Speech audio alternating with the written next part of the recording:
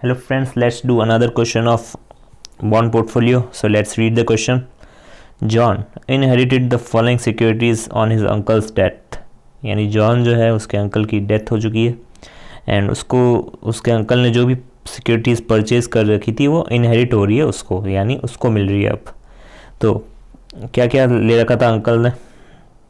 Bond ए जिसकी face value 1000 थी, number यानी 10 बॉन्ड्स थे total, annual coupon rate 9%, maturity period 3, yield percent 12। Okay, bond b में भी 10 बॉन्ड ले रखे थे, कूपन रेट इसमें 10% थी, मैच्योरिटी पीरियड भी ज़्यादा था और यील्ड सेम थी।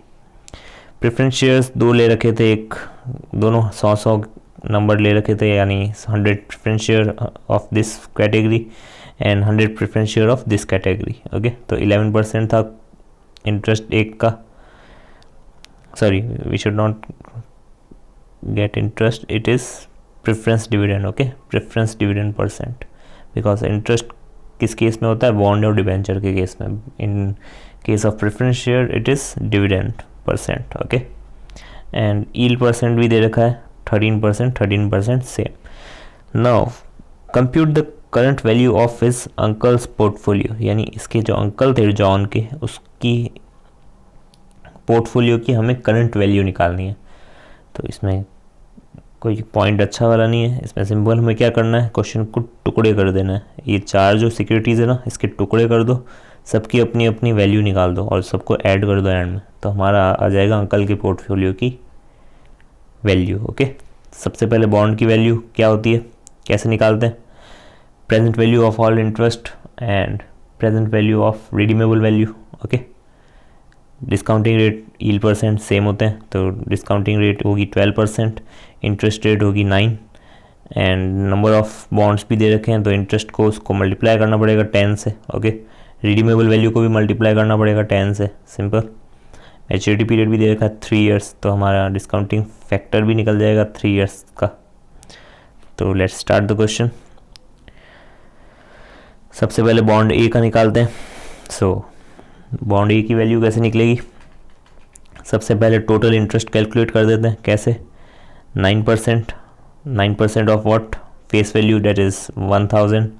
सो 1000 मल्टीप्लाई बाय 9%, तो हमारा आ जाएगा एक बॉन्ड का interest 90, but we have 10 bonds, 10 bond a number दे रखा है ना, 10 नंबर्स, तो we have to multiply that interest by 10, तो हमारा टोटल इंटरेस्ट कितना आ जाएगा? 900। ओके, तो हमें पूरे के पूरे 10 बॉन्ड का इंटरेस्ट की प्रेजेंट वैल्यू चाहिए। ओके, नाउ 900 रख दिया and present value annuity factor कैसे निकालेंगे? 12% जो यील्ड दे रखा है वही डिस्काउंटिंग फैक्टर है हमारा, और 3 साल, तो 1 divided by 1.12 is equal to memory plus is equal to memory plus is equal to memory plus MRC, memory recall 2.408. It is the present value annuity factor. Now we have to calculate present value of redeemable value. So present value factor इसमें आएगा कितना? 0.7118। कैसे आया? 1 divided by 1.12 is equal to कितना आ गया? 0.7118। Okay, तो multiply कर दीजिए रिडीमेबल वैल्यू से। रिडीमेबल वैल्यू भी कैसे लिखी हमने? रिडीम पार पे ही हो रहे थे, हम एज्यूम करेंगे, कुछ डिटेल दे नहीं रखी है, तो 1000 पे रिडीम होंगे एक bond, but we have 10 bonds, तो मल्टीप्लाई कर दिया 10 से, तो 1000 आ गई redeemable value. And simple solve कर देंगे इसको, तो हमारा आ जाएगा वैल्यू ऑफ बॉन्ड ए कितना आएगा?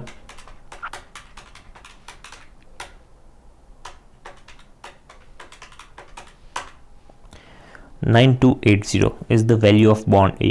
ओके, सेम प्रोसेस लगेगा बॉन्ड बी में भी। बॉन्ड बी में कैसे होगा देख लेते हैं। सो बॉन्ड बी में भी सेम, सारे इंटरेस्ट को एक्यूमुलेट करेंगे, देन दो ही रिडीमेबल वैल्यू होगी, दो नहीं, एक रिडीमेबल वैल्यू होगी, उसको मल्टीप्लाई कर देंगे 10 से, बिकॉज उसमें भी नंबर 10 है, यानी 10 बॉन्ड बी भी है। तो प्रेजेंट वैल्यू एन्युटी फैक्टर कैसे निकलेगा इसमें? 1 divided by 1.12 is equal to memory plus is equal to memory plus is equal to memory plus, ऐसे 5 बार करना है, उसके बाद MRC। ओके, तो प्रेजेंट वैल्यू एन्युटी फैक्टर आ जाएगा 3.605 एंड प्रेजेंट वैल्यू फैक्टर कैसा निकलेगा, 1 divided by 1.12 is equal to ऐसे 5 बार करेंगे तो हमारा प्रेजेंट वैल्यू फैक्टर भी निकल जाएगा 0.567. तो we have to multiply it interest by present value annuity factor that is 3.605 and multiply redeemable value with present value annuity present value factor that is 0.567. तो simple इसको सॉल्व कर दीजिए. Bond B का value कितनी आएगी, 9275. Okay, so 9275 is the value of bond B. तो दो चीज़ें हमने निकाली है अभी अंकल के पोर्टफोलियो में, बॉन्ड ए और bond B. Now we have to calculate the value of preference share of both categories. Okay, one is 11% dividend and 12% dividend second. Okay, and there is no maturity period given because in case of preference shares it is not necessary that maturity period is given because maybe it is a irredeemable preference shares or something like that. Okay, it is not given. So how to calculate value of preference shares? First, dividend percent multiply by 100, that is the number of preference shares, and multiply it by face value, that is 100. तो इसमें हमारा निकल जाएगा accumulated preference dividend. Okay, सो accumulated preference dividend आ जाएगा हमारा 1100. तो ये तो इन टोटलिटी है, हमें इतना रिटर्न मिला है प्रेफरेंस शेयर्स में से 1100, but we have to calculate its value, so we have to divide it by yield. यानी हमने कितना कमाया है, किस रेट से कमाया है, उससे अगर हम डिवाइड करेंगे उस परसेंट से तो हमारी टोटल वैल्यू आ जाएगी ना 8462. यानी 8462 में हमने 13% का रिटर्न कमाया है तो हमारा 1100 रिटर्न है. तो रिटर्न हमें पता है 1100 है, तो हमें रिवर्स कैलकुलेशन करके वैल्यू निकालनी है, सिंपल.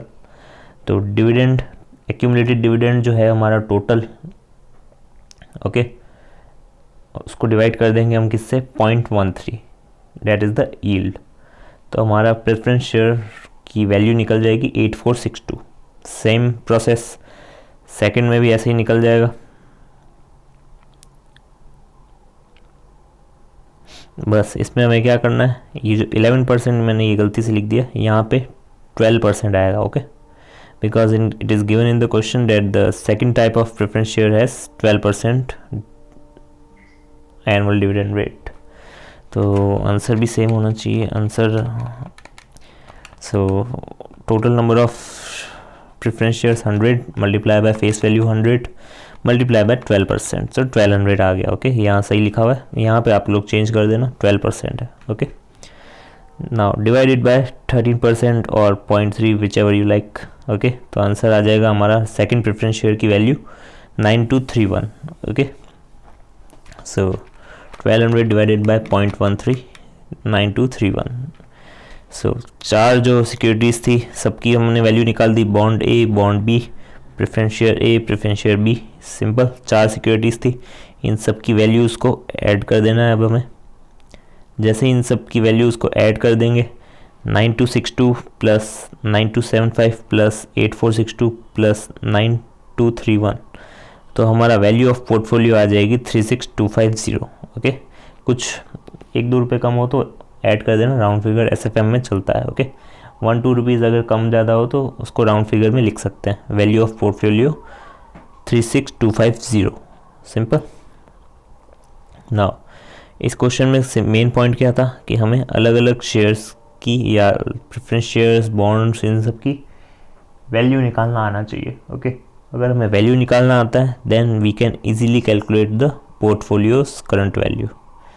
ओके, क्या प्रोसेस था क्वेश्चन का, सबसे पहले एक एक इंडिविजुअल सिक्योरिटीज़ की करंट वैल्यू पता करो, उसके बाद उन सब वैल्यूज़ को ऐड करके लिख दो, तो हमारा आ जाएगा current value of whole portfolio. Okay, now इसमें एक और मेन पॉइंट था कि हम यील्ड परसेंट को एज ए डिस्काउंटिंग रेट लेंगे, और ये जो बॉन्ड्स की फेस वैल्यू दे रखी है इसको हमें इंडिविजुअल नहीं लेना है, हमें मल्टीप्लाई करना है 10 से, बिकॉज हमें एक्यूमुलेटेड चाहिए, यानी टोटल जितना भी इंटरेस्ट मिल रहा है उसकी प्रेजेंट वैल्यू निकालनी, और टोटल जितनी भी रिडीमेबल वैल्यू हमें मिलेगी at the end of maturity period, तो उसकी भी करंट वैल्यू निकालनी है। तो हमें 10 के 10 बॉन्ड को मल्टीप्लाई करना है इंटरेस्ट से। ओके, अगर मल्टीप्लाई नहीं किया, पहले हमने एक सिंगल बॉन्ड की वैल्यू निकाल दी और उसके बाद उस रिटर्न को मल्टीप्लाई किया, then this is not work in work. Okay, because this will not work, because ये जो इंडिविजुअल बॉन्ड है उसका अगर हम वैल्यू निकालें पहले और उसके बाद मल्टीप्लाई करें 10 से, तो वो प्रोसेस पूरा गलत हो जाएगा।